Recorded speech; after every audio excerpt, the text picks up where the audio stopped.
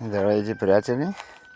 Сега ще ви покажа тук така наречените пичови, както не викам аз, които ви показах на предното видео, дето съм натопил. Те не са станали още, но това ми са предните. Ето, вижте ги.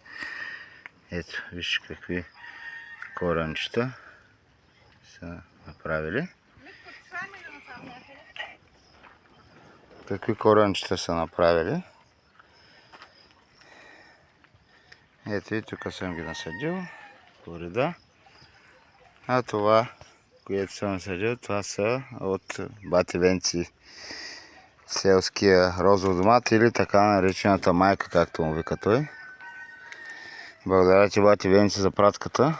Доматите наистина са перфектни разсада. Сега ще ги полея и съответно се изправя, защото клюмнаха малко. Явно не знам в еконта как са ги такова, но няма проблем да се изправят.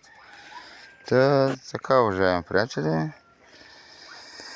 Значи ето какво се получава от пичовите, правят си коренчета и ще ги видите как ще като станат, нали, като се изправят. Ще ви покажа и другите, които ги надпихме за коренчета и така се прави разсад. Така е моят начин, нали, един от начин да се размножава разсада. Така че половината от разсада ми се развали. Явно от лошите метеорологични условия, то няма как като бебенци да го хем състаряем максимално да го опазим, и температури, и оранжериите най-вътре ми беше.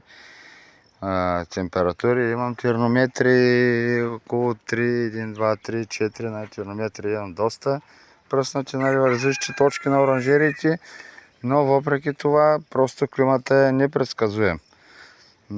Топло, горещо, температури, снощи паднаха до 6 градуса при мен, така че и това е общо взето, справим се както можем. Благодаря ви за отделеното време. Надявам се да съм помогнал на някой с тези съвети. Довиждане от мен. Благодаря ви за отделеното време. Чао за сега, приятели!